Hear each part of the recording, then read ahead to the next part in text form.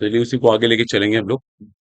अब क्वेश्चन ये है कि जो ऑस्मोटिक प्रेशर है तो सबसे अच्छी कोलिगेटिव प्रॉपर्टी क्यों। ठीक है, आप ध्यान दीजिएगा। इसी के बाद हम शुरू कर देंगे कैनिकल इक्विलिब्रियम। ध्यान देना सब लोग। क्वेश्चन है कि ऑस्मोटिक प्रेशर सबसे अच्छी कोलिगेटिव प्रॉपर्टी क्यों है। इसके ऊपर क्वेश्चन आने के पूरे पूरे चांसेस है। बात ना करिए।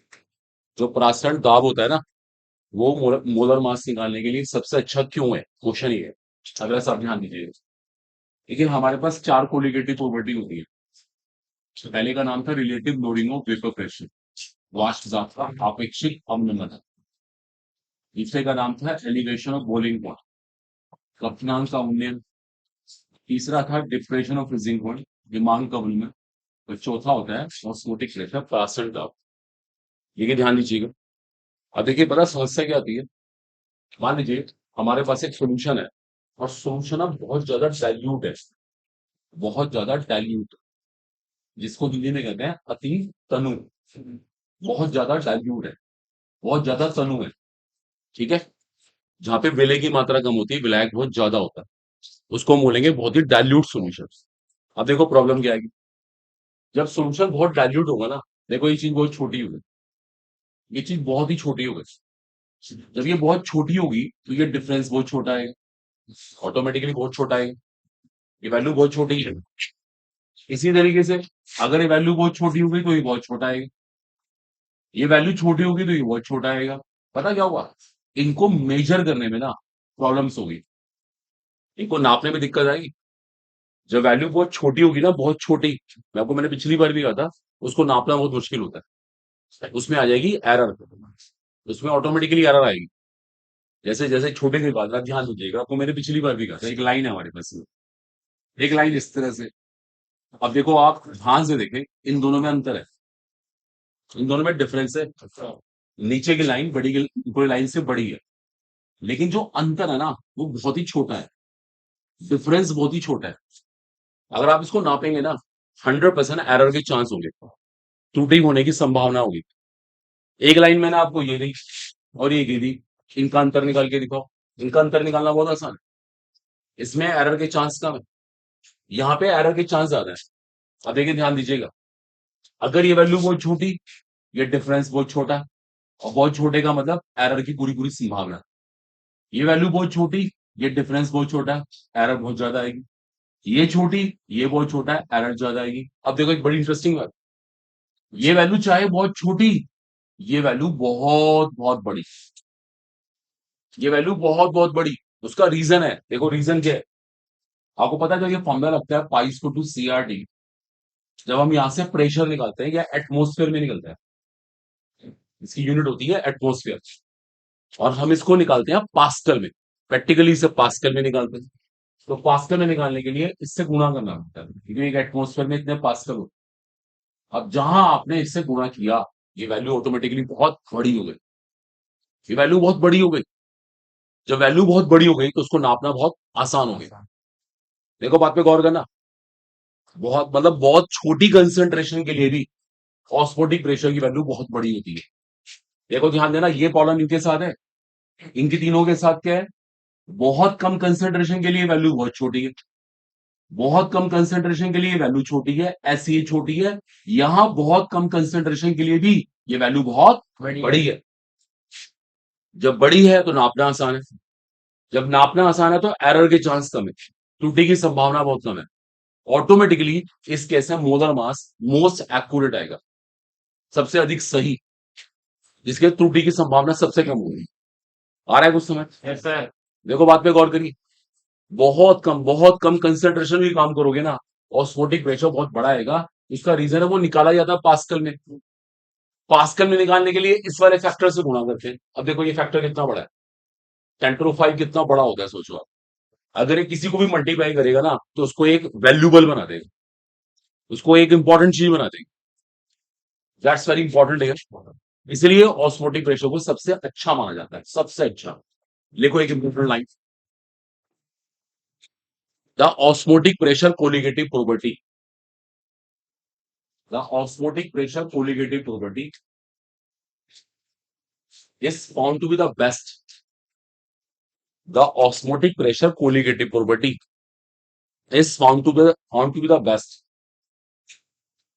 is found to be the best for the calculation of, या for the determination of molar mass, for the determination of molar mass of a solute,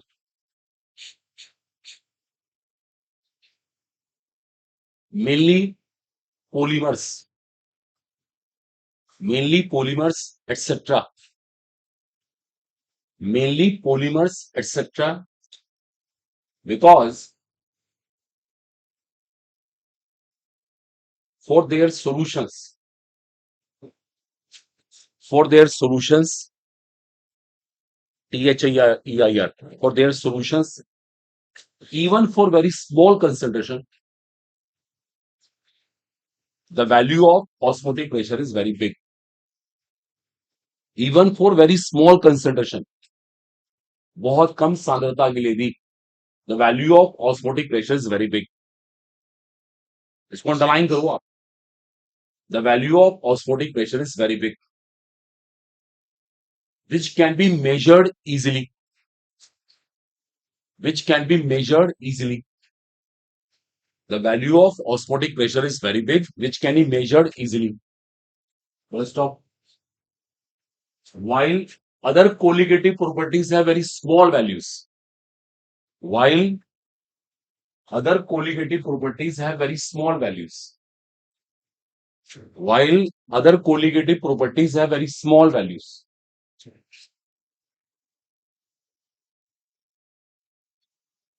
while other colligative properties have very small values, so they cannot be measured easily. So they cannot be measured easily.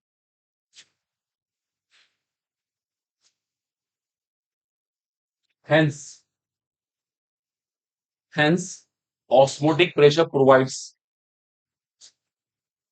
the most accurate value of molar mass. Hence, osmotic pressure provides most accurate value of molar mass. So it is preferred.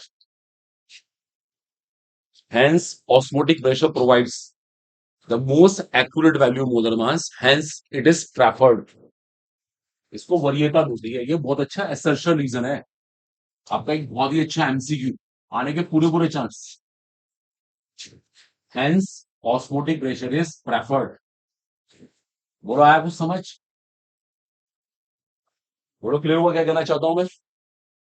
अगर आपका solution बहुत ही dilute है, बहुत ही तनु है, बहुत ही तनु होने के बावजूद जो ऑस्मोटिक प्रेशर है बहुत बड़ा आएगा. बड़ा आएगा, उसको मेजर करना आसान होगा, नापना आसान होगा. जब नापना आसान होगा, जब उसमें त्रुटि नहीं होगी, उसमें एरर नहीं आएगी, तो आपको मोलर मास मोस्ट एक्यूरेट मिलेगा. ये दूसरों के साथ नहीं है.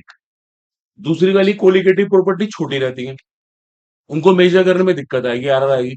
एरर आएगी तो मोलर मास इनएक्यूरेट अपने आप आएगी. ठीक है, बहुत इंपॉर्टेंट चीजें डिस्कस कर लिया हमने. ठीक है, अगला हेडिंग नोट करिए. इसके बाद उसे कहते हैं एबनॉर्मल मोलर मासेस. देखो इस चैप्टर का सबसे इंपॉर्टेंट हेडिंग है ये. इसके बिना समझो कंपटीशन इनकम्प्लीट है. ये देखो सबसे इंपॉर्टेंट आर्टिकल है हमारा, एबनॉर्मल मोलर मासेस. हिंदी में कहते हैं इसको असामान्य अणुभार. हिंदी नाम है इसका असामान्य अणुभार. इसे कहते हैं एबनॉर्मल मोलर मासेस. हिंदी नाम है इसका असामान्य अणुभार. चलिए ध्यान दीजिएगा. देखो सब देखो सीखे, सबसे इंपॉर्टेंट टॉपिक है पूरे चैप्टर का ही. आपको कॉम्पिटिशन का क्वेश्चन आएगा, जरूर इसका इन्वॉल्वमेंट होगा आर्टिकल का. अगर सब देखो ध्यान दें. देखो अब तक हमने 4 कोलिगेटिव प्रॉपर्टी कंप्लीट की. फिर से नाम बोलते हैं. बताओ फर्स्ट कोलिगेटिव प्रॉपर्टी कौन सी थी? बताओ बच्चे, बिना देखे बताओ. बताओ पहली कोलिगेटिव प्रॉपर्टी कौन सी थी, जल्दी से बताओ. Relative lowering of vapour pressure. दूसरी कोलिगेटिव प्रॉपर्टी कौन सी थी? Elevation of volume point. तीसरी डिप्रेशन ऑफ फ्रीज. चौथी क्या थी? Osmotic pressure. ये सबके उंगलियों में होनी चाहिए, याद हो. ये 4 कोलिगेटिव प्रॉपर्टी है. अब देखते रहिए, गर्ल्स लिखेगी झूठ नहीं है, ये बात पहले लिखी जा चुकी है. अब सुनिए, इन चारों का एक ही यूज है, एक ही प्रयोग है इन चारों का. वो प्रयोग क्या है? क्या करते हैं हम लोग? इनकी हेल्प से किसी अननोन सोल्यूट का मोलर मास निकालते हैं, अणु भार निकालते हैं। बड़ी कॉमन सी बात है। अभी देखा नहीं हमने क्वेश्चन किया मोलर मास के ऊपर। ये मोलर मास निकालने में काम आती है कोलिगेटिव प्रॉपर्टीज। देखो अब सुनो एक बड़ी इंपॉर्टेंट बात। कभी कभी क्या होता है, आप ध्यान देना, जो मोलर मास हम सोचते हैं, जो मोलर मास हम सोचते हैं वो हमें मिलता नहीं है। प्रैक्टिकली कुछ और आता है और हम सोचते कुछ और है। ध्यान देना, आपने सोचा कि एक कंपाउंड का मोलर मास इतना आना चाहिए, आपने लगा दी कोलिगेटिव प्रॉपर्टी, आपने वहां से मोलर मास निकाला, वो कुछ और आ गया। देखो ध्यान दो सब लोग यहां पर, दोनों के मोलर मास में अंतर आ गया। जो मोलर मास हम सोच रहे थे, अब उसे कहते हैं मोलर मास कैलकुलेटेड। जो हम सोचते हैं ना, इसका नाम होता है मोलर मास कैलकुलेटेड। हिंदी में हम इसको एक्सपेक्टेड भी कह सकते हैं एक वर्ड इसके लिए। और जो प्रैक्टिकली आता है, एक्सपेरिमेंट से आता है, उसका नाम होता है मोलर मास ऑब्जर्व्ड। जो हमारी ऑब्जर्वेशन से आया, परीक्षण से आया। अब देखिए दोनों में अंतर आ जाता है। अगर ये अंतर आ गया, अगर ये डिफरेंस आ गया, तो इस सिचुएशन का नाम क्या है? क्या कहेंगे? एबनॉर्मल मोलर मास, असामान्य अणुभार।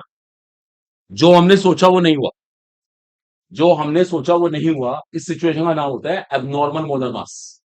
समझ पा रहे हो आप? देखो इसका एक बहुत अच्छा एग्जांपल देंगे, अभी को लिखिएगा नहीं बच्चा। जैसे कि हमारे पास एसिडिक एसिड है ना, इसका जो मोलर मास होता है ना, अगर हम एटॉमिक मास से निकालें, परमाणु भार से निकालें, 60 आता है, 60। 60 है इसका मोलर मास। इसे कहते हैं एक्सपेक्टेड मोलर मास। जो हमारी उम्मीद है 60 आना चाहिए।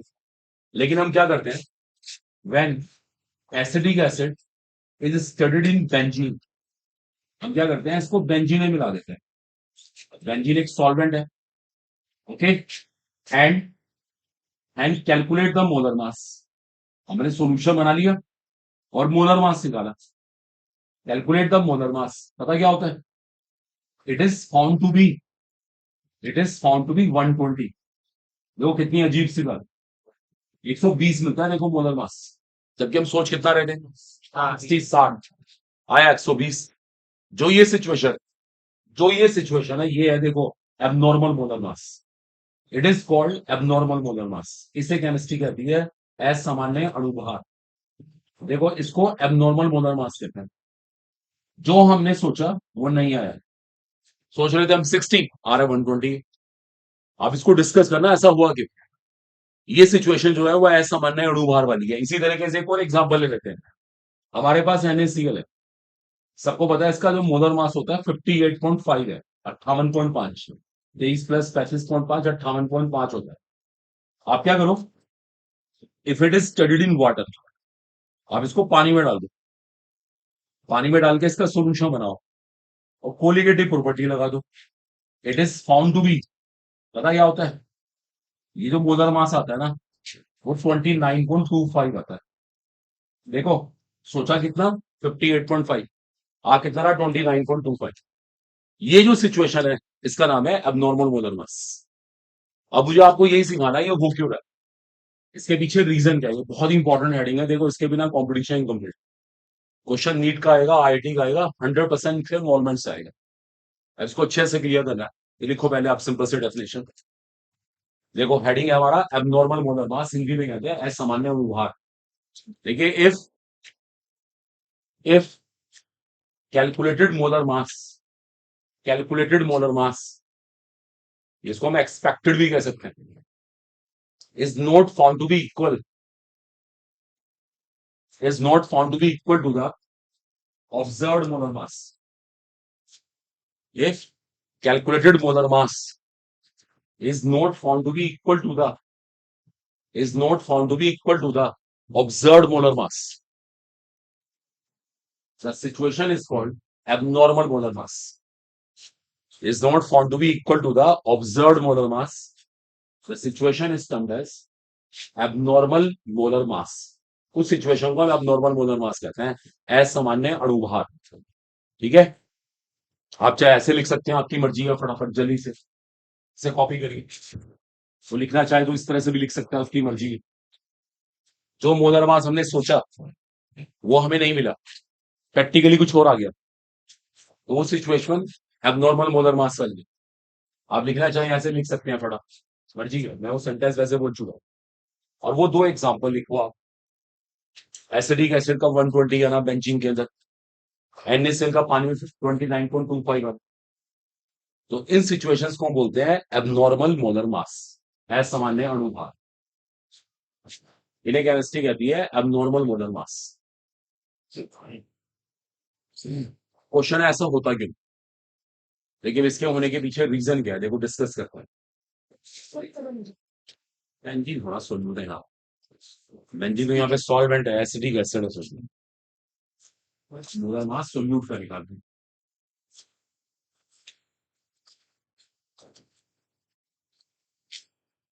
सवाल ऐसा क्यों होता है, क्यों मोलर मास बदलता है? एसिडिक एसिड का आना चाहिए 60, आ रहा है 120। NaCl का आना चाहिए 58.5, आ रहा है 29.25। ये अंतर क्यों आया, देखो इसके ऊपर डिस्कशन करते हैं। ये मोलर मास डिफरेंट क्यों आया, अब इसको डिस्कस करेंगे। आगे सबको समझ ये इसको हटा देते हैं, लेकिन इसका रीजन समझिए, इसका रीजन बहुत इंपॉर्टेंट है। ये रीजन समझने की कोशिश करिएगा। देखो पहले एक छोटी सी बात और समझिए, तो ये रीजन आएगा सबको समझ। देखिए क्या होता है, देखो एक छोटा फंडामेंटल और सीखना समझ। जैसे आपके पास पूरी कोलिगेटिव प्रॉपर्टी है कोई भी, मान लीजिए ऑस्मोटिक प्रेशर ही है, उसको लिखना नहीं, मैं एक फंडामेंटल बोलूंगा वो उससे लिखना होगा। सबको पता है पाई इक्वल टू CRT है, सी को तोड़ दीजिए। क्या है सी यहाँ पर, क्या होता है सी यहाँ, कंसंट्रेशन, इसको तोड़ दीजिए। बताओ कंसंट्रेशन कैसे तोड़ेंगे, बोलो फटाफट। वेट ऑफ सोल्यूट अपन उसका molecular weight upon volume in litre. देखो मैंने तोड़ दिया इसे। मैं चाहता है इसको थोड़ा सा और ऐसे लिखूंगा मैथ्स के हिसाब से, मैं मोलिकुलर वेट को नीचे भी ले जा सकता हूँ। देखो मैं मोलिकुलर वेट को नीचे ले गया, मैंने गणित के हिसाब से उसको नीचे ले गया, कोई दिक्कत नहीं। इससे एक बात निकल के आई बड़ी इंपॉर्टेंट, वो ये निकल के आई कि पाई का मोलिकुलर वेट के साथ क्या है, इनवर्स रिलेशनशिप। देखो ये हमारे लिए सबसे काम की बात है, उन सबको छोड़ दो, उससे हमारा भी मतलब नहीं। लेकिन यहां से एक बहुत इंपॉर्टेंट रिजल्ट निकल के आया कि कोई भी कोलिगेटिव प्रॉपर्टी का मोलिकुलर मास के साथ क्या है, इनवर्स रिलेशनशिप, एक दूसरे के व्युत्क्रम है। इसका मतलब अगर कोलिगेटिव प्रॉपर्टी ज्यादा होती है तो मोलिकुलर मास कम होता है, कोलिगेटिव प्रॉपर्टी कम होती है तो मोलिकुलर मास ज्यादा होता है। इसको पहले समझो आप, लिखने की जरूरत नहीं होगी अभी, ये तो लिखने वाली बात नहीं है, ये सब लिखना नहीं होता, हम इसको लिखेंगे सर। क्या हम और भी जज कर सकते हैं, एलिवेशन और बॉइलिंग पॉइंट वाले फॉर्मूले को नहीं लेते, एलिवेशन और बॉइलिंग पॉइंट वाले फॉर्मूले को हमने तोड़ दिया, यहां से मोलालिटी को तोड़ा, मोललता को तोड़ा, weight upon molecular weight upon weight of solvent in KG. देखो तोड़ दिया हमने इसको। अगर हम तोड़ के लिखें ये ऊपर जाएगा ये नीचे आएगा, जैसे ही नीचे आएगा तो इनका संबंध कैसा हो जाएगा दूसरे का व्युत्क्रम, इनवर्स। यहां से साफ दिख रहा है कि किसी भी कोलिगेटिव प्रॉपर्टी का मोलिकुलर मास से इनवर्स रिलेशनशिप होता है। आप इसको लिख सकते हो, इसको लिखो, सब ये सब मत लिखिए, इसको समझो, आप आपके सामने क्लियर है कि कोलिगेटिव प्रॉपर्टी का मोलिकुलर मास के साथ इनवर्स इनवर्स व्युत्क्रम संबंध है। देखो महसूस करो, बहुत इंपॉर्टेंट चीज है, एक दूसरे के इनवर्स है। अगर एक घटेगा दूसरा बढ़ेगा, दूसरा घटेगा पहला बढ़ेगा, ऐसे कह सकते हैं। देखो इसको महसूस करो, इसमें कोई रटने वाली बात नहीं है, तो मैं आपके सामने दो तीन एग्जाम्पल से बता दी। अब देखिए हम चीज समझते हैं, अब सिखाते हैं कि मोलर मास एबनॉर्मल क्यों आया। अब हमारा सवाल वही है, दोबारा भी चले जाओ। देखो होता क्या है, अगर ध्यान देना, आपने एसिडिक एसिड को बेंजीन में मिलाया, देखो क्या होता है। देखो जब एसिडिक एसिड को बेंजीन में मिलाते हैं ना, देखो अभी बड़ी इंपॉर्टेंट लाइन बोलूंगा मैं, इसके मोलिक्यूल जुड़ना शुरू कर देते हैं, जुड़ना। क्या मतलब हुआ? अगर आपने दो मोलिक्यूल लिए थे, वो जुड़ने के बाद ना एक बन जाते हैं। देखो सब यहाँ पे ध्यान दो, जैसे मान लो मैंने बेंजीन में एसिडिक एसिड के 100 मोलिक्यूल डाल दिए, अगर 100 मोलिक्यूल डालूंगा ना, वो बेंजीन में 100 नहीं रहने के 50 रह जाएंगे। दो दो मोलिक्यूल जुड़ना शुरू कर देंगे, जोड़े बन जाएंगे उनके। समझ रहे हो आप? Yes sir. आपने बेंजीन में अगर 100 मोलिक्यूल लिए तो 50 मिलेंगे, अगर बेंजीन में आपने 500 मोलिक्यूल डाल दो 250 बन जाएंगे अपने आप। उसके पीछे रीजन है, देखो देखो रीजन क्या है। ये जो एसिडिक एसिड है, इसके दो दो मोलिक्यूल, देखो क्या होगा, इस तरह से क्या होगा, देखो एसिडिक एसिड के दो दो मोलिक्यूल देखो जुड़ने लग गए आपस में, देखो जुड़ने लग गए। इसको हम केमिस्ट्री में कहते हैं एसोसिएशन। देखो इसको एसोसिएशन कहा जाता है, एसोसिएशन। मोलिक्यूल जुड़ने लग गए, दो दो मोलिक्यूल के जोड़े बनते जा रहे हैं, देखो आप। मैंने कहा ना, अगर आपने 500 मोलिक्यूल लिए तो कितने बन जाएंगे, कितने बन जाएंगे, 250 बन जाएंगे। अगर 1000 मोलिक्यूल लिए तो 500 बन जाएंगे, ऑटोमेटिक होगा ये अपने आप। इसका नाम होता है एसोसिएशन, इसको एसोसिएशन कहते हैं, एसोसिएशन। ठीक है, अभी रीजन दे देंगे, आप चिंता ना करिए, एक अलग केमिस्ट्री, इसका रीजन एक अलग केमिस्ट्री को भी देख लेंगे। इसी प्रकार आपने NaCl पानी में डाला, क्या हुआ, ये पानी में टूटेगा। देखो यहाँ उल्टा हो रहा है, ये पानी में टूट रहा है, इसका हो रहा है डिसोसिएशन। अगर एक मोलिक्यूल लेंगे तो कितने बन जाएंगे, कितने बन जाएंगे, बन जाएंगे। देखो फर्क देखो आप, वो एसोसिएट हो रहा है तो ये डिसोसिएट हो रहा है। अगर वो टूट रहा है, जुड़ रहा है, तो ये टूट रहा है, दैट्स इंपॉर्टेंट। ये काम सॉल्वेंट में हो रहा है, विलायक में। अब देखो उसका कितना बड़ा इम्पैक्ट, अब इससे क्या प्रभाव पड़ता है, ध्यान देना सब। देखिए कोड नंबर ऐसा हो नहीं सकता, प्रैक्टिकल कोड नंबर ले ही नहीं सकता।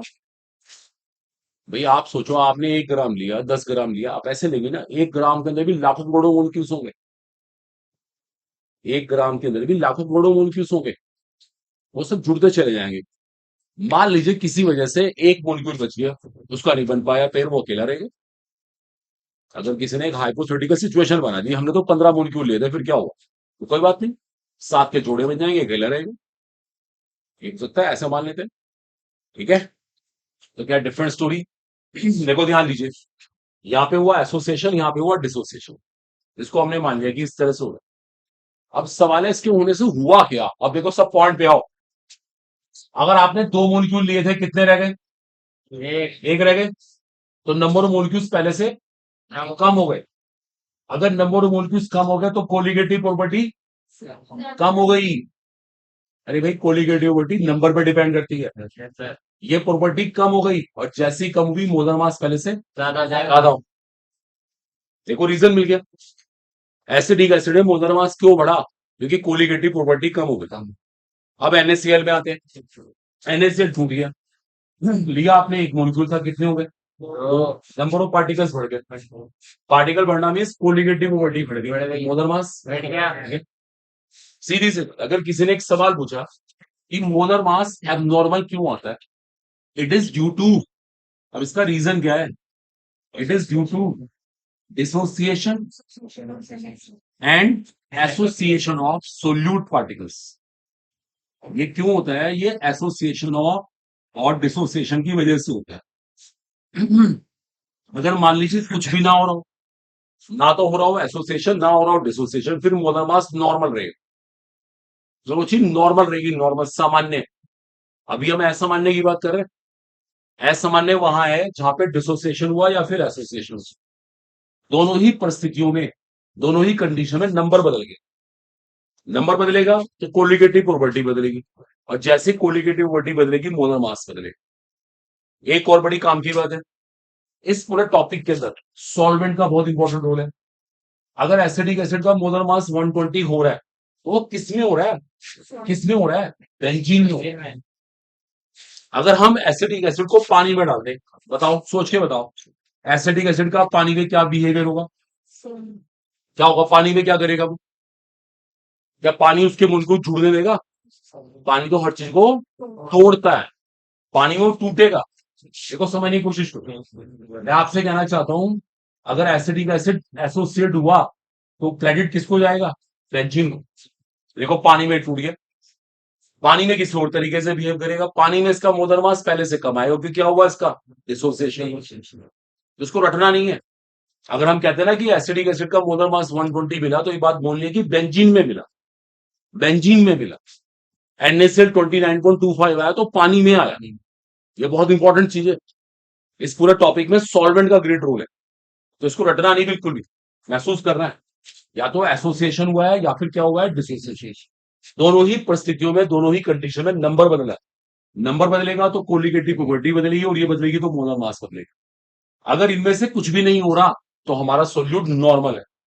फिर मोलर मास अब नॉर्मल नहीं आएगा, फिर कैसा आएगा? नॉर्मल आएगा। नोट करिए, बहुत इंपॉर्टेंट हेडिंग है ये, सबसे इंपॉर्टेंट पार्ट है कंपटीशन। इसके बिना पेपर नहीं बन सकता, ध्यान, इतना इंपॉर्टेंट टॉपिक है। कॉपी करिए इसको।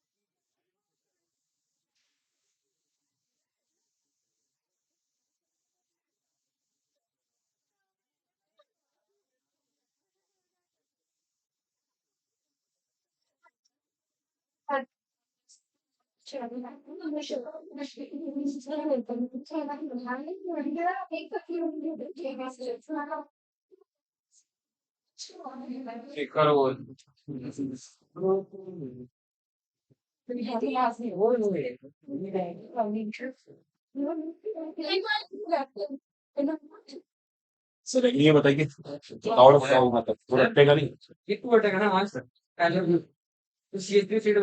नहीं तो क्यों बढ़ेगा ये दो मुड़ के जुड़ गए ना।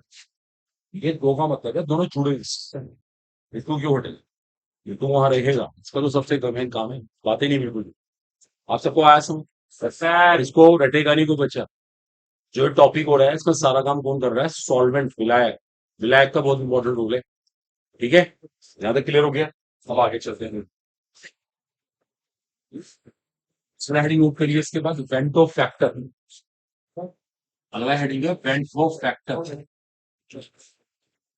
बातें बोले मतलब नेसेसरी टॉपिक लिखे सर वेंटो फैक्टर।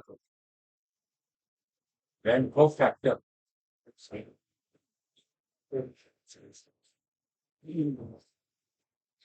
बात नहीं करनी है फिर बात क्या कैसे बताइए। अभी के सीखे वेंटो फैक्टर इसको बोलते हैं।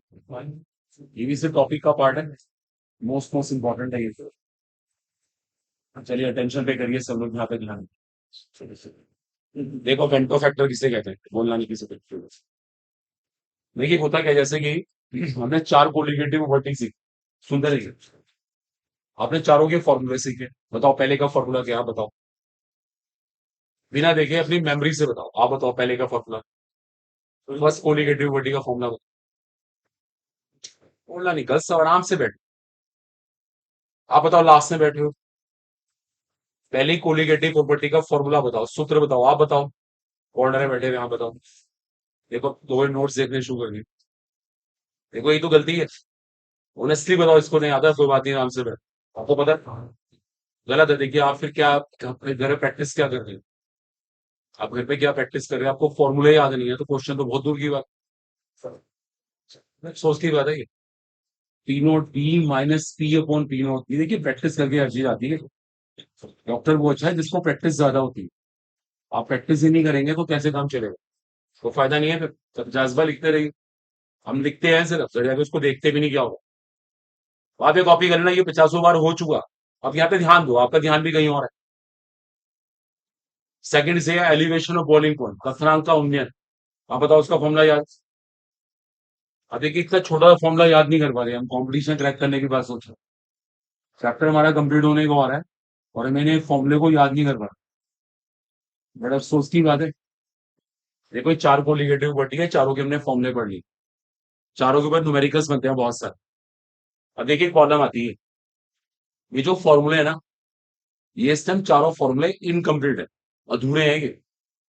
देखो इनके अंदर प्रॉब्लम क्या है। ये चारों फॉर्मूले तब लगते हैं when solute behaves normally. Normally का मतलब होता है सामान्य तरीके से काम कर रहा है सोल्यूट। आपका सोल्यूट सामान्य तरीके से काम कर रहा है। सामान्य तरीके का मतलब क्या हुआ। क्या मतलब है नॉर्मली बिहेव करने का बताओ।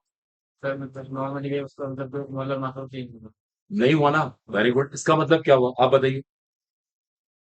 वो उसने उन्होंने बोल दिया उस बात को रिपीट मत करिए। सोल्यूट नॉर्मली बिहेव कर रहा है इसका मतलब क्या है? आप बताओ क्या मतलब हुआ इसका। पीछे मत बोलो। बेटा जल्दी से बोलो solute is behaving normally. Solute सामान्य तरीके से काम कर रहा है इसका अर्थ क्या हुआ। आप बताओ साथ में बैठेंगे। आप बताइए। बताओ बताओ आपसे कह रहा हूं। एक सोचा करते हैं ना ये तो घबराते नहीं। सोल्यूट नॉर्मली बिहेव कर रहा है इसका मतलब क्या हुआ आप बताओ। आप बताएंगे। सोचो ना फिर दिमाग लगाओ। कंपटीशन क्रैक करना आप बताओ। Very good. इन्होंने बता भी दिया था ये पूरी बात बोल नहीं पाए। ना तो उसका डिसोसिएशन हो रहा है ना उसका एसोसिएशन हो रहा है। वो सामान्य तरीके से ये कॉपी में नहीं लिखा मिलेगा। ये नोटबुक में नहीं लिखा मिलेगा ये दिमाग लगा के बताना पड़ेगा इसलिए दिमाग यही रखो क्लास के अंदर। ये नहीं हम बस बैठे यहाँ पे नोट करने से कुछ भी नहीं होगा तो हम पता नहीं सालों से नोट्स बनाते कर रहे हैं क्या हो रहा है हमें। कभी तो सिलेक्शन नहीं हो रहा हम सोच ही रहे चीजों को। शीज राइट है। जब सोल्यूट हमारा नॉर्मली बिहेव कर रहा है इसका मतलब ना वो टूट रहा ना वो जुड़ रहा ना एसोसिएशन ना डिसोसिएशन। तब के फॉर्मूले हैं ये तब लगते हैं फॉर्मूले। अब कंपाउंड का हो गया एसोसिएशन कंपाउंड का हो गया डिसोसिएशन फिर क्या होगा। ये फॉर्मूले फेल हो गए। ये फॉर्मूले फेल हो गए। ये काम ही नहीं कर सकते। अब इन फॉर्मूले को हर जगह नहीं लगा सकते। ये तो नॉर्मल सिचुएशन में लगता है। अब देखो हम क्या करते हैं। इन फॉर्मूलाज को परफेक्ट बना सकते। इनके अंदर बहुत बड़ी कमी है। क्या कमी है? इनके अंदर वेंटो फैक्टर नहीं आ रहा। अब देखो मैं क्या करने वाला, मैं इन फॉर्मुलों के अंदर एक फैक्टर लगा रहा हूं, आई। देखो मैंने यहाँ पे आई को इंट्रोड्यूस कर दिया, बताऊंगा अभी क्यों। जैसे ही मैंने आई को इंट्रोड्यूस किया, अब ये फॉर्मूले परफेक्ट होते जा रहे हैं। परफेक्ट, परफेक्ट का मतलब ये होता है किसी भी हालात में लगा देगा। आप किसी भी सिचुएशन में लगा सकते हैं। देखो तीनों फॉर्म चारों फॉर्मूले परफेक्ट हो।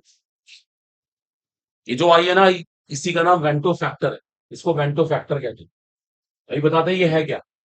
इसकी एक सबसे पता मेन बात क्या है, when I is equal to one, जब आई की वैल्यू वन होती है, आई का मान एक है, ये एक है, ये एक है, ये एक है, ये एक है, एक है, इसका मतलब हमारे ये वाले फॉर्मूले आ गए। बात तो सुनो मैं क्या कर रहा हूं, आई को एक रखते ये वाले फॉर्मूले आ गए, इसका मतलब हमारा सोल्यूट क्या कर रहा है, ना तो ना तो ना तो डिसोसिएशन हो रहा है, ना उसका। अगर आई की वैल्यू हो गई मोर देन वन, इसका मतलब उसका हो रहा है डिसोसिएशन। और जहां आई की वैल्यू होगी लेस देन वन, क्या हो रहा है उसका सैचुरेशन। ये सबसे मेन चीज। सारा काम कौन करेगा, आई करेगा। समझ रहे हो आप। आई को वन लगाने का मतलब है कंपाउंड कुछ भी नहीं है, नॉर्मल है। जैसे आई की वैल्यू मोर देन वन भी डिसोसिएशन, लेस देन वन भी एसोसिएशन, ये होता है आई। अब आप आई को सिखाते हैं, आगे से याद रखना ये फॉर्मूले सही नहीं माने जाएंगे केमिस्ट्री में। असली फॉर्मूले ये हैं, रियल फॉर्मूले ये हैं। इनको लगाने से फायदा आई को कि आप हर केस में लगा दो। ये हर केस में नहीं चलते। ये तो तब चलते हैं जब कंपाउंड नॉर्मल हो, और कंपाउंड नॉर्मल ना हो फिर क्या हो, तो वहां पे ये फॉर्मूले लगाने का। अभी ये आई होता क्या है, इसके डेफिनेशन बताते हैं, नोट करो फटाफट, जल्दी लिखने सब लोग। अभी ये आई क्या होता है, आई की डेफिनेशन बताते हैं। सब दिमाग ये रखे, देखो सोचने से आता है कंपटीशन। ऐसे नहीं होता, और घर जाके प्रैक्टिस भी करनी होती है, क्वेश्चंस भी करने होते हैं।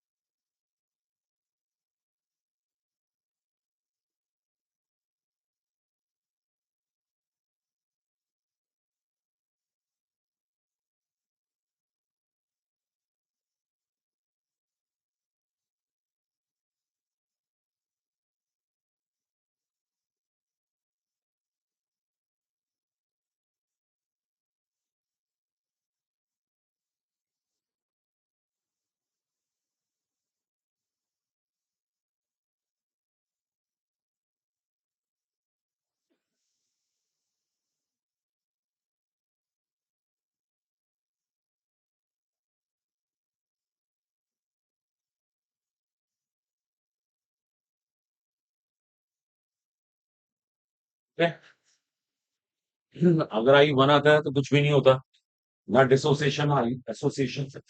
आई में मोर देन वन में dissociation, i less than one में एसोसिएट। आप क्वेश्चन आई होता क्या है, तो आई को सीखना, आई क्या चीज है, अब सब अटेंशन पे देंगे।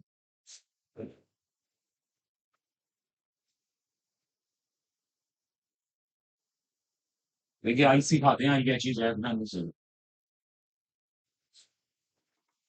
देखो आई क्या होता है, अब देखो जैसे हमारा एक कंपाउंड है, सब ध्यान देना, एक सोल्यूट है, आपने डाला एक सॉल्वेंट के अंदर, उसका हो गया डिसोसिएशन या एसोसिएशन, ठीक है, तब तो आई लगाना पड़ रहा है। जैसे ही उसका डिसोसिएशन या एसोसिएशन होगा, तो उसकी कोलिगेटिव प्रॉपर्टीज में चेंजेस आए। ये सेंटेंस सबको आ रहा है सब, कोलिगेटिव प्रॉपर्टीज में चेंजेस, बताना अच्छा कैसे आएंगे। डिसोसिएशन होगा या एसोसिएशन होगा, लीडिंग नंबर में सब चेंजिंग आएगी उसके भी उसके पार्टिकल्स में चेंजेस आएंगी तो कोलिगेटिव प्रॉपर्टी बदल जाएगी, पक्की बात इज राइट।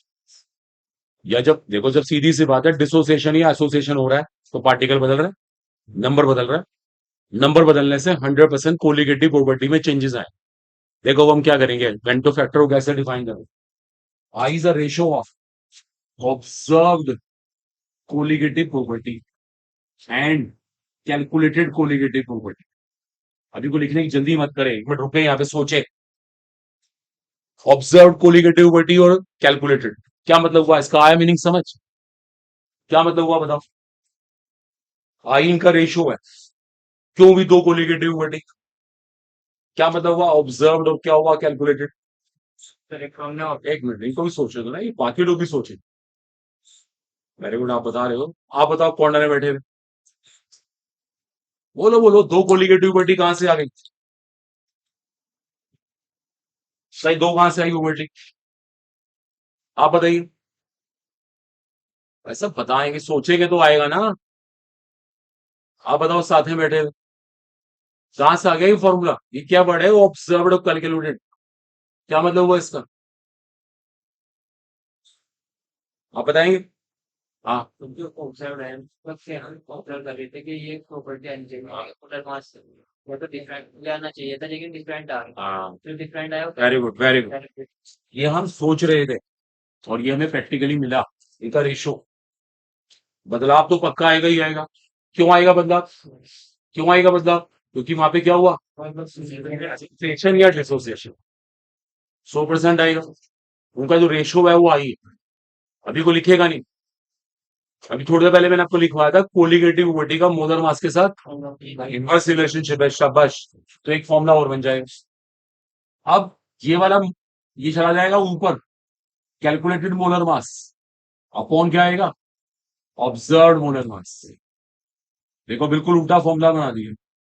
और आई का एक और फॉर्मूला है, आई पता क्या चीज है, sum of number of particles after dissociation और association upon sum of number of particles before dissociation और एसोसिएशन। बाद वाले पार्टिकल और ये पहले वाले पार्टिकल, इनका अनुपात, ये बाद वाली स्थिति है, ये पहले वाली स्थिति, इनका रेशियो निकाल दो, वो भी वेंटो फैक्टर है। बोलो आया कुछ समझ। देखो बात को समझो, दो सिचुएशन है हमारे सामने, हमारा सोल्यूट, हम उससे एक्सपेक्ट कुछ और करते हैं, मिलता कुछ और है। तो दो सिचुएशन का हम रेशियो निकाल, तो करिए। देखिए सिलेक्शन तब होगा जब हम दिमाग लगाएंगे, दिमाग चलाएंगे। ऐसे नहीं कि बस आप डेडली नोट्स बनाते ही रहो, तो 11 12 से बनाते आ रहे। ये 11वीं 12वीं से ने पता नहीं कितनी कॉपी भर दी है, क्या हासिल क्या हुआ, तो कंपटीशन में नहीं हुआ ना, इसके पीछे रीजन आप खुद दिमाग नहीं चलाते थे।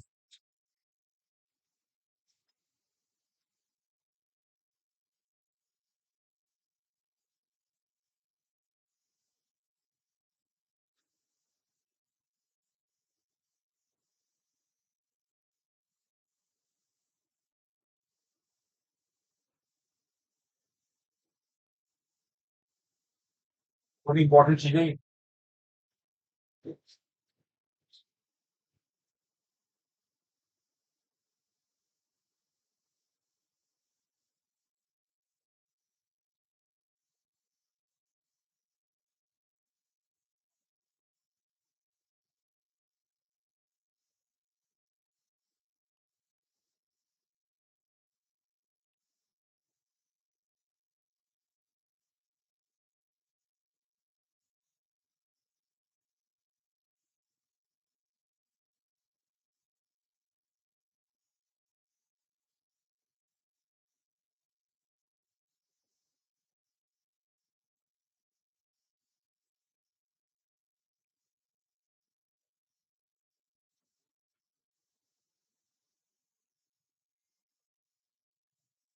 हुआ समझ, जरूर हुआ है।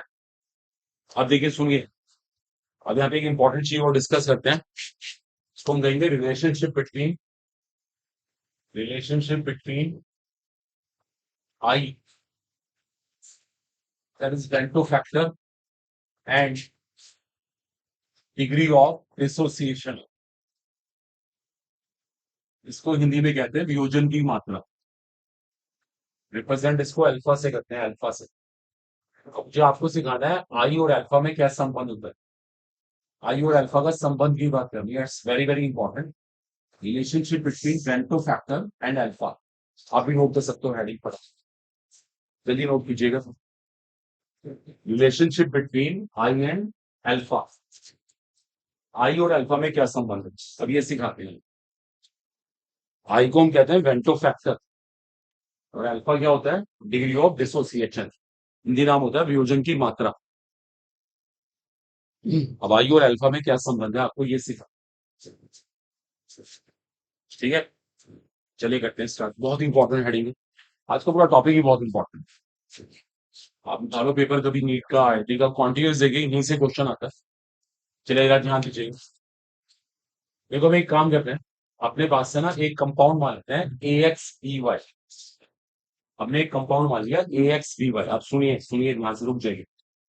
एक कंपाउंड मान लिया ए एक्स बी वाई, ये ना टूटता है, ये हमने माना है ये टूट जाता है, डिसोसिएशन।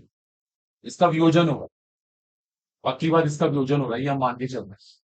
आपको जानते हैं अगर टूटेगा तो इसकी समीकरण क्या बनेगी, क्या इसकी इक्वेशन बनेगी, बताओ टूटे कैसे, बताओ, कोशिश करो सब लोग। आप बताओ, आप पीछे बैठे ए बी, दोबारा बोलिए, हाथ नीचे करके बोलिए। ए बी एक्स वाई, मतलब ये ए एक्स बी वाई था, टूटने के बाद ए बी एक्स वाई हो गया। ये टूटा कहाँ, अगर आपने कहा ए बी एक्स वाई तो टूटने वाली बात तो कहीं समझ नहीं आई।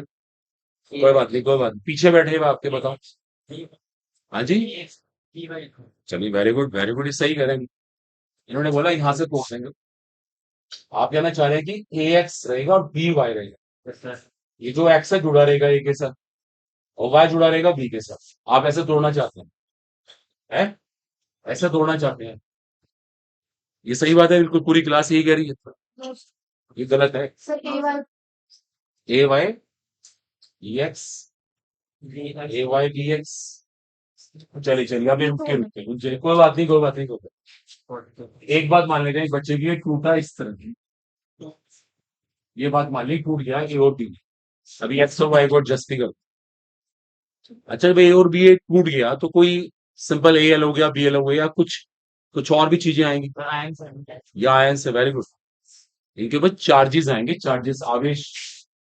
बात न करेगा बच्चा, यहाँ पे आवेश आना नेसेसरी है। देखो हम इनको तोड़ रहे हैं ना, ये आयनिक कंपाउंड है, यहाँ पे गारंटी से कुछ चार्जेस आएंगे। अब सुनो, कुछ जानते हैं वाई यहाँ पे क्यों आया था, ये ए का चार्ज था, और एक्स क्यों आया था, ये बी का चार्ज था। सही बात तो ये थी, उसका नंबर उसके पास चला गया, उसका नंबर वहां चला गया, लेकिन अभी बात पूरी हुई है। देखिए बात पूरी क्यों नहीं है, आप बताइए। यहाँ पे तो नेट चार्ज क्या है, बताओ, कुल आवेश कितना है, जीरो। उधर तो कुल आवेश जीरो नहीं, उधर वाई प्लस का और बी एक्स माइनस का। तो ये जो एक्स है ये यहाँ गुणा करेगा और वाई, अब रुको एक मिनट के लिए, देखो एक मिनट रुको। एक ए के ऊपर वाई प्लस चार्ज है तो एक्स के ऊपर कितना होगा, बात तो पहले सुनो। एक ए के ऊपर वाई प्लस चार्ज है तो एक्स के ऊपर कितना चार्ज है, एक मिनट भाई साहब, एक ए के ऊपर वाई प्लस चार्ज है तो एक्स ए के ऊपर कितना चार्ज होगा, एक्स वाई, गुणा कर दीजिए ना भाई, एक के ऊपर इतना चार्ज तो एक्स के ऊपर कितना चार्ज, एक्स से मल्टीप्लाई। ओके बताओ, यहाँ प्लस एक्स वाई चार्ज हो गया, एक बी के ऊपर कितना चार्ज है, वाई के ऊपर माइनस का एक्स वाई, ये प्लस का एक्स वाई, कुल कितना हो गया, जीरो हुआ नहीं हुआ, ये इसके सही होने का प्रूफ है। आ रही बात समझ नहीं आ रही, दोबारा देखो अब, ये नंबर, ये जो एक्स है जाएगा यहाँ, वाई जाएगा यहाँ, ये तो 100% हो गया तय। ये ए एक्स बार है, एक्स बार, ये एक्स इतना बढ़ेगा यहाँ पे, और वाई बी टाइम है, वहां वाई के आगे बी लगाना पड़ेगा। और देखो इसका सबूत दे रहा हूं मैं आपको, यहाँ पे कुल चार्ज है प्लस एक्स वाई और यहाँ पे है माइनस एक्स वाई, तो नेट चार्ज जीरो हो गया नहीं हो गया। ये इस बात का इंडिकेशन है कि हम सही कर रहे हैं। बिल्कुल सही होने का इंडिकेशन है कि ऐसे तोड़ा करें, अभी आप तोड़, जैसे मान लीजिए एक छोटा एग्जांपल है, किसी ने इसको बोला कि इसको तोड़ के दिखाओ, बताओ फटाफट क्या इक्वेशन बनेगी, ऐसी बता दो यहीं से। वेरी गुड वेरी गुड, देखो शी इज राइट है। हाँ बताओ बताओ बताओ, आप बोलो, बोलिए मैडम, तोड़े ही कैसे, अब से कह रहा हूँ। ए का बी प्लस बी का, तो ये नेट चार्ज जीरो हो गया, फिर क्या करेंगे आप? आप पास आई बात कुछ समझ, ये जरूरी है। चले खैर, हमारा टॉपिक अलग था। अब हम एक काम करते हैं, टाइम जीरो पे ना, टाइम जीरो का मतलब शुरुआत, इसके मूल एक ले लेते हैं, इसके मूलों की संख्या एक है, उस टाइम इनके मूल कितने कितने होंगे? ये जीरो जीरो, क्योंकि ये बने ही नहीं थे। टाइम जीरो का मतलब कुछ काम नहीं हुआ। अब क्या हुआ, कुछ देर के बाद, टी टाइम के बाद एक में से कुछ टूट गया, डिसोसिएशन हुआ ना। यस सर, एक में से कुछ टूट गया। और पता है, जो एक में से टूटता है उसे तो अल्फा कहता है। तो एक में से अल्फा टूट गया, तो कितना बचा? One minus alpha. सुन लें आप, जब भी एक में से कुछ टूटेगा, केमिस्ट्री उसको हमेशा अल्फा लेती है, वियोजन की मात्रा। आपने एक मोल लिया, एक में से कुछ भी टूट गया, पॉइंट वन टूट गया, पॉइंट टू टूट गया, कुछ भी, वो हमेशा अल्फा हुआ, अल्फा। हम उसको अल्फा से रिप्रेजेंट करते हैं। देखो वन माइनस अल्फा इसलिए ये। अब सवाल, अगर ये अल्फा टूटेगा तो ये कितना बनेगा? X alpha. और ये कितना बनेगा? क्यों? इसके एक खर्च होने से ये एक्स बन रहा है, एक खर्च होने से ये एक्स लिखा है, तो अल्फा खर्च होने से एक्स अल्फा, एक खर्च होने से ये वाई बनता है, तो अल्फा खर्च होने से वाई अल्फा। सारी बात को समझ, दिमाग लगाए सब लोग, बच्चे बैठे हुए लोग। पहले तो उसकी टूटने की प्रॉपर इक्वेशन लिखनी है। एक में से कुछ टूटेगा तो उसको अल्फा कहेंगे, क्यों बना एक्स अल्फा, क्यों बना वाई अल्फा, क्लियर हो सब बच्चों? अब मैं निकालूंगा वेंटो फैक्टर। कैसे निकालते हैं वेंटो फैक्टर?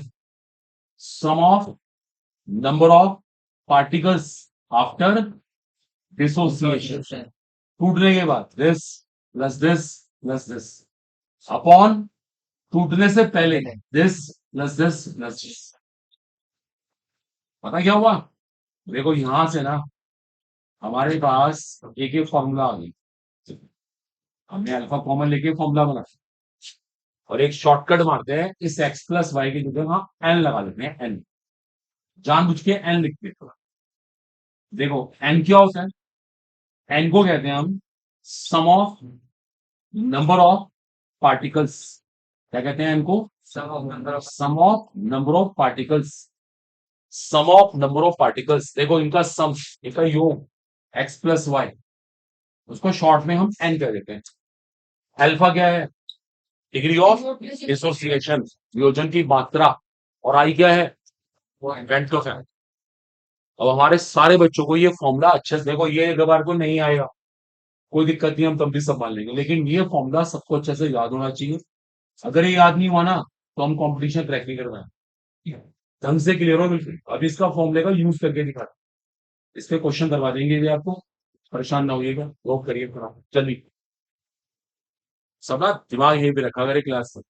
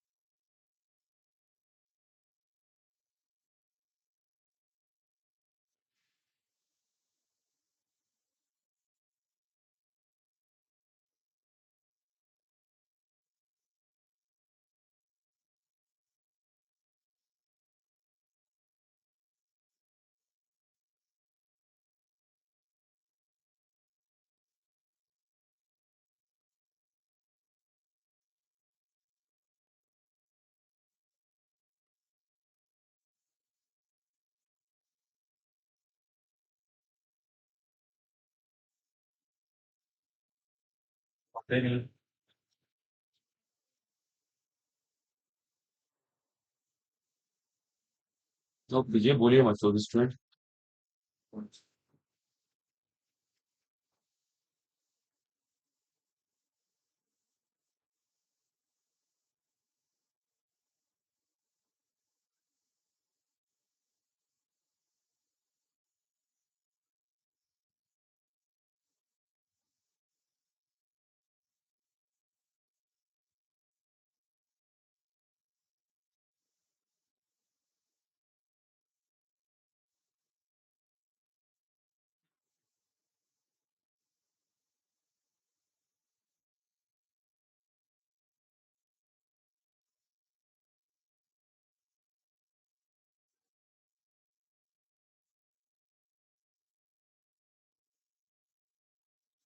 स्टूडेंट्स, अब देखिए इसी तरह से एक फॉर्मूला और बनाते हैं।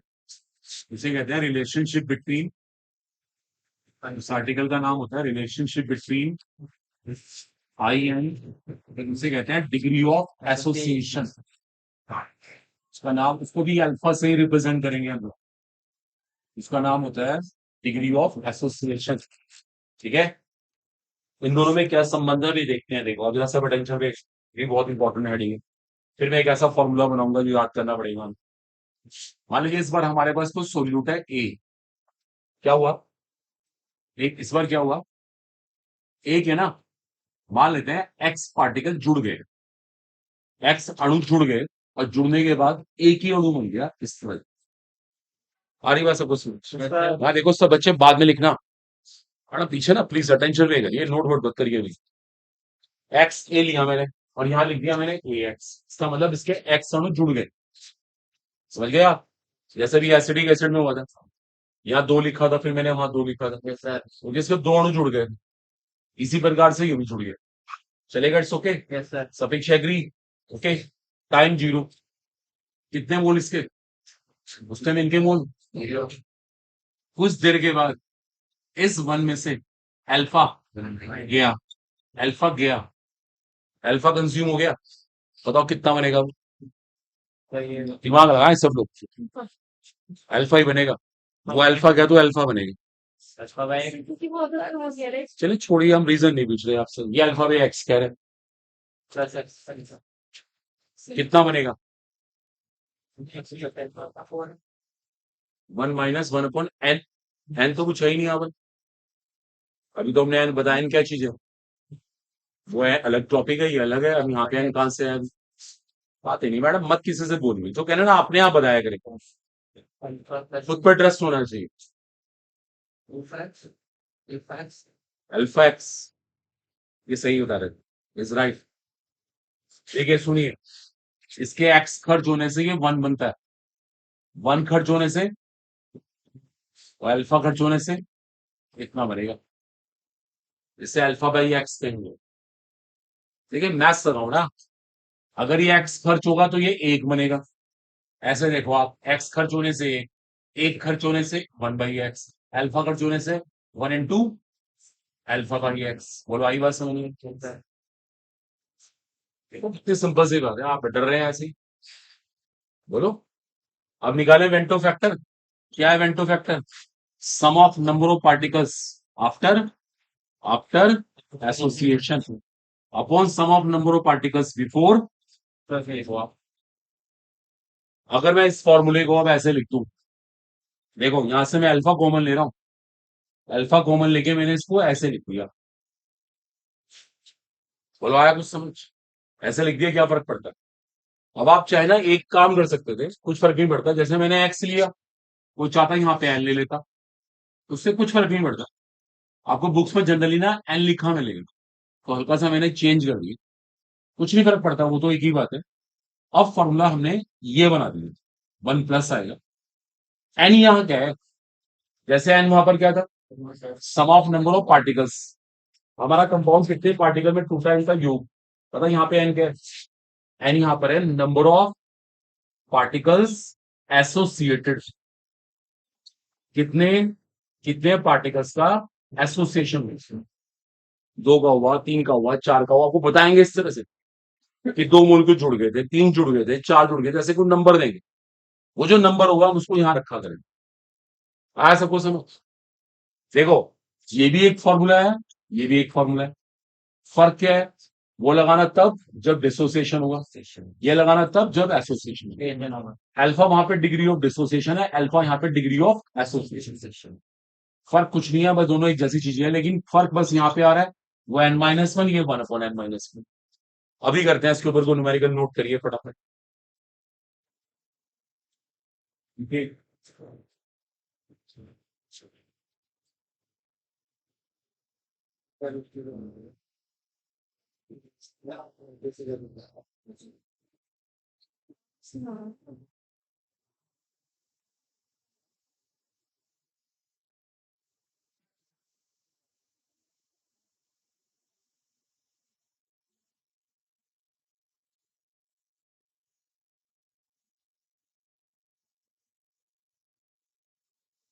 है सबको समझ? बहुत इंपॉर्टेंट हेडिंग है।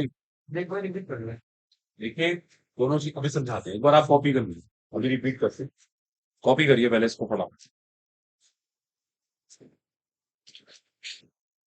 एक में डिसोसिएशन हुआ, एक में एसोसिएशन हुआ। हमारा काम है आई और अल्फा को रिलेट करना।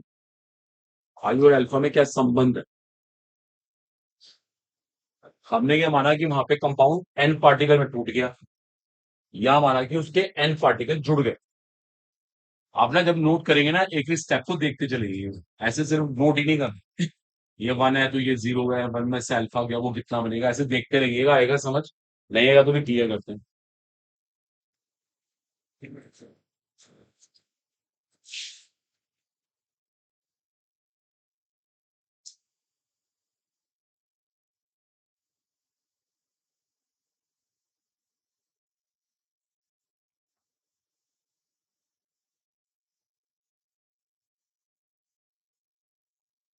तो ये क्लियर हो गया? ठीक है, देखिए देख लीजिए दोबारा से। अगर हमने इसके पार्टिकल एक लिए, एक मॉलिक्यूल लिया, तो ये 0 बना। ये टाइम 0 की बात। कुछ देर के बाद एक में से अल्फा चला गया। देखिए अल्फा इसलिए गया था, इसका एसोसिएशन हुआ। तो 1 में से कितने पार्ट का एसोसिएशन हुआ, हमने उसको अल्फा कह दिया। तो बचा कितना, 1 - सवाल है इसके अल्फा एसोसिएशन से कितना बनेगा, ये है सबसे मेन चीज। एन से कितना बन रहा? एक। ये एन ले लो आप, एन से बन रहा है एक से कितना बनेगा? 1/n। और अल्फा से कितना बनेगा? 2 तो सोचो आप, यूनिटरी मेथड कहते हैं इसको। आई बात समझ? बस उसके बाद तो बहुत आसान हो। तो ये फॉर्मूले बन गए हमारे। चलिए इसको हटाते हैं। देखो टॉपिक वैसे पूरा भी मैं इसके क्वेश्चन करना सिखा दूंगा, आप घबराओ मत। अभी फॉर्म भी करते हैं, और एक आर्टिकल और रह गया, उसको पूरा कर दे, सिर्फ मैं कॉलम कराता हूँ। नोट करिए, हेडिंग का नाम है, इसको एजियोट्रॉप कहते हैं, एजियोट्रॉप। अगला हेडिंग है हमारा एजियोट्रॉप। इस टॉपिक का नाम लिखते सब लोग, एजियोट्रॉप कहते हैं। इसे कहते हैं कांस्टेंट बॉइलिंग मिक्सचर। एजियोट्रॉप भी कहते हैं, कांस्टेंट बॉइलिंग मिक्सचर भी कहते हैं। चलिए ध्यान दीजिएगा, देखिए इस आर्टिकल को समझते हैं। क्या होता है एजियोट्रॉप और क्या होता है कांस्टेंट बॉइलिंग मिक्सचर? चलिए ध्यान दीजिएगा, देखिए क्या होता है एजियोट्रॉप और कांस्टेंट बॉइलिंग मिक्सचर। चलिए टेंशन पे करें सब लोग। देखिए, जैसे मान लीजिए आपके पास ना, तो एक सिंपल सा क्वेश्चन पूछूंगा, दो लिक्विड का मिक्सचर है, ऐसी हाइपोथेटिकल, ये लिखना नहीं होता। लिक्विड है और लिक्विड भी, तो द्रव है, द्रव, तो द्रव का मिश्रण है। आपसे कोई कहे कि इनको अलग करना है, तो इनको अलग कैसे कराए? दो लिक्विड्स का मिक्सचर है, आप उन्हें अलग करना चाहते हैं, तो अलग कैसे करें? छान के। छानने से अलग हो जाएंगे। ठीक देंगे। एक मिनट, लिक्विड्स छानने से अलग हो जाएंगे? बिल्कुल भी नहीं। सोच के देख लो आप, दूध में किसी ने पानी मिला दिया, अब दूध अलग पानी अलग दोनों को मिला लिया, आप छान के अलग कर लेंगे? असंभव। रॉन्ग है ये, और बताइए। सर हीट देंगे। एक मिनट, हीट देने से क्या हुआ? सर हीट देंगे वेपर बनेगी और जो सोल्यूट होगा वो इसको बनाने में।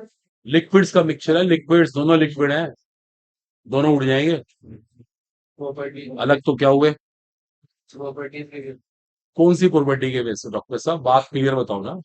आप तो घुमा फिरा के आंसर दे रहे हो, या आप डिसाइड करो। आपने बताना है कि हमको ये करना है बस। वो तो कोई आंसर नहीं है। कुछ कह रहे थे गर्ल्स जैसे, क्या करके? रिफ्यूज? क्या होता है रिफ्यूज? सेंट्रीफ्यूज करने से हो जाता है? सेंट्रीफ्यूज की तो कंडीशन होती है, जब एक चीज दूसरे में घुल ना रही हो, तो वो सेंट्रीफ्यूज करके वो नीचे बैठ जाती है। ये तो गलत तरीके से, मान लो दूध ही है, एक बार दूध ही है मान लो, पानी के अंदर उसमें फैट है, आप चाहती हैं फैट अलग हो जाए, तो वो सेंट्रीफ्यूज से हो सकता है। ये तो कोई तरीका ही नहीं। बॉयल करने से क्या हो? बताओ बताओ, डॉक्टर साहब बोलो ना। 10-20 पेशेंट तो वैसे ही मार देंगे पहले दिन ही। जिस दिन क्लिनिक खुलेगा ना हमारा, मेडिसिन देनी कोई और है, दे कोई और देंगे। पॉजिटिव प्रॉपर्टी की आप बताओ कौन सी, थोड़ा ठीक से खुल के बताया करें आप। कोई पॉइंट कोलिगेटिव बोलिंग पॉइंट तो कोलिगेटिव प्रॉपर्टी ही नहीं है, एलिवेशन ऑफ बोलिंग पॉइंट है। और क्या कोई कोलिगेटिव वर्डी अलग करती है उसको? रॉन्ग, सब गलत है। किसी का भी आंसर ठीक नहीं है। इसका बड़ा एक सिंपल सा आंसर है, उसे कहते हैं डिस्टिलेशन। एक मेथड होता है, उसको हिंदी में आसवन कहते हैं, आसवन बात करते हैं। डिस्टिलेशन एक सेपरेशन टेक्निक होती है, लेकिन ये तब लगाते हैं जब दोनों के बॉइलिंग पॉइंट में अच्छा खासा डिफरेंस होता है, कप्तनांकों में अच्छा खासा अंतर। अगर दोनों के कप्तनांक में अच्छा खासा अंतर नहीं है तो डिस्टिलेशन भी काम नहीं करता। हिंदी नाम होता है आसवन विधि। देखो हमने ना समझा नहीं होता, हम तो रट के ऐसे ही बैठे होते हैं, इसलिए हमें बात दिमाग में बात बैठती नहीं। डिस्टिलेशन को अगर आप ध्यान से सुनेंगे, डिस्टिलेशन एक सेपरेशन टेक्निक है, अलग करने की विधि। लेकिन उसके लिए शर्त है डिफरेंस ऑफ बॉइलिंग पॉइंट होना चाहिए। वरना जो आप कह रहे हैं ना, एक भी बात सच नहीं है, ऐसी उल्टी सीधी बात है, मन गढ़ंत बातें बोले जा रहे हैं आप, एक ही बात ढंग की नहीं बता रहे। चले कोई बात नहीं, आप बोल तो रहे कम से कम। तो डिस्टिलेशन लगा देना चाहिए, और डिस्टिलेशन के लिए शर्त है डिफरेंस ऑफ बॉइलिंग पॉइंट होना चाहिए। बात खत्म हो गई। अब सुनते रहिए अभी। कभी कभी केमिस्ट्री में क्या होता है, कभी कभी केमिस्ट्री में क्या होता है, ऐसे लिक्विड मिल जाते हैं, ऐसे लिक्विड मिल जाते हैं जिनके बॉइलिंग पॉइंट एक समान हो जाते हैं। बात को सुनना सब लोग, उनके बॉइलिंग पॉइंट ही एक समान हो गए। भाई साहब पीछे, अभी यहां देखो, दोनों के बॉइलिंग पॉइंट एक जैसे हो गए, जो ए का वो बी का। आप बताओ क्या डिस्टिलेशन उनको अलग कर पाएगा? संभव नहीं कर सकता ना। बोलो, जब दोनों के बॉइलिंग पॉइंट एक जैसे हो गए, अलग कैसे करें? डिस्टिलेशन फेल हो गया। डिस्टिलेशन का बेस था बॉइलिंग पॉइंट अलग अलग होना, दोनों के बॉइलिंग पॉइंट एक जैसे हो गए। अगर ऐसा मिक्सचर बन गया तो उसे हम क्या कहेंगे? एसियोट्रॉप। उसको एसियोट्रॉप कहेंगे। समझ पा रहे हो बात को? कैच करो आप। पहले समझो डिस्टिलेशन के पीछे क्या प्रिंसिपल है। यहां डिस्टिलेशन काम ही नहीं कर रहा, दोनों के बॉइलिंग पॉइंट एक जैसे हो। जब दोनों के बॉइलिंग पॉइंट समान हो गए तो उनको अंतर कैसे करें, डिफरेंस कैसे करें? कर ही नहीं सकते। आ रही बात समझ नहीं? ठीक है, तो वो सिचुएशन अब देखते हैं, डेप्थ सीखेंगे। लिखो definition. A liquid mixture, a liquid mixture whose components, a liquid mixture whose components cannot be separated by distillation. A liquid mixture whose components cannot be separated by distillation, called azeotrope. Called azeotrope. A liquid mixture whose components cannot be separated by distillation, called azeotrope. हम उसको azeotrope कहेंगे, उसका नाम azeotrope होता है। एक बात लिखो, सबसे नीचे बड़ी नीचे पॉइंट बना के लिखो। The components of such mixture have same boiling point. The components of such mixture have same boiling point. The components of such mixture have same boiling point. एक बात तो यही लिखिए, the components of such mixture have same boiling point, full stop. अच्छा, same boiling point क्यों हुआ? Same boiling point क्यों हुआ? कप्थनांक बराबर कब होता है? जब क्या बराबर हुआ होगा? क्या बराबर हुआ होगा? क्या बराबर हुआ होगा? वाष्प दाब बराबर हो गया होगा। फिर लिखो, components of such mixture have same vapour pressure. Components of such mixture have same vapour pressure. Components of such mixture have same vapour pressure. उनके वाष्प दाब एक समान हो जाते हैं, तभी तो बॉइलिंग पॉइंट एक जैसे हुए। आई बात सबको समझ? और एक और important point, the components of such mixture have, components of such mixture have same mole fractions in liquid as well as vapor phase. Components of such mixture have same mole fractions, उनके मोल प्रभाज एक समान होते हैं, liquid as well as vapour phase. देखो तभी तो अलग नहीं कर पा रहे ना। अगर बॉइलिंग पॉइंट एक जैसे ना होते तो फिर क्या दिक्कत, ये अलग हो जाते। बॉइलिंग पॉइंट को सेम किसने करा? वेपर प्रेशर ने, वाष्प दाब ने। और जब बॉइलिंग पॉइंट समान हो गए तो दोनों एक साथ उड़ेंगे, एक साथ कंडेंस होंगे, तो उनके मोल फ्रैक्शन लिक्विड फेज और वेपर फेज में एक जैसे आए। ये बहुत इंपॉर्टेंट बात है, देखो समझो इस बात को आप। जो मोल फ्रैक्शन लिक्विड फेज में वही वेपर फेज में, क्यों? दोनों के बॉइलिंग पॉइंट एक जैसे हैं। अच्छा, अगर बॉइलिंग पॉइंट में अंतर होता, एक का बॉइलिंग पॉइंट कम और एक का ज्यादा, तो जिसका बॉइलिंग पॉइंट कम होता है उसका mole fraction automatically vapour phase में, जिसका बॉइलिंग पॉइंट कम होता है वो ज्यादा उड़ता ना, तो उसका मोल फ्रैक्शन वेपर फेज में ज्यादा हो। लेकिन यहाँ पे मोल फ्रैक्शन सेम इसलिए हो रहे हैं क्योंकि बॉइलिंग पॉइंट सेम हो चुकी। आई बात कुछ समझ? Yes sir. दो तरह के ऐसे मिक्सचर होते हैं, एक को बोलते हैं मैक्सिमम बॉइलिंग एजोट्रॉप। क्या कहेंगे? Maximum boiling azeotrope. और एक को बोलते हैं मिनिमम बॉइलिंग एजोट्रॉप। नोट कर लो आपने, एक का नाम तो है मैक्सिमम बॉइलिंग एजोट्रॉप और एक का नाम है मिनिमम बॉइलिंग एजोट्रॉप। एक का नाम होता है मैक्सिमम बॉइलिंग एजोट्रॉप और एक का नाम मिनिमम बॉइलिंग एजोट्रॉप। जो मैक्सिमम बॉइलिंग होता है उसकी पता है क्या खास बात है? Boiling point of mixture is more than that of its components. The boiling point of mixture is more than that of its components. Mixture का बॉइलिंग पॉइंट उसके कंपोनेंट से ज्यादा होता है और यहां पे उल्टा होता है। The boiling point of mixture is less than that of its components. सारी बात कुछ समझ? यहां पर तो बॉइलिंग पॉइंट जो मिक्सचर का है वो अपने दोनों कंपोनेंट से ज्यादा है, ज्यादा। ओके, और यहां पे मिक्सचर का बॉइलिंग पॉइंट दोनों कंपोनेंट से कम है। कम है। लिखिए ऐसे, मैं बोल देता हूं, boiling point of mixture is more than that of its components. और वहां क्या आएगा? Boiling point of mixture is less than that of its components. आई बात कुछ समझ? Yes sir. वहां मिक्सचर का बॉइलिंग पॉइंट दोनों कंपोनेंट से, दोनों घटकों से ज्यादा होगा और वहां दोनों से कम होगा। ठीक है? Yes sir.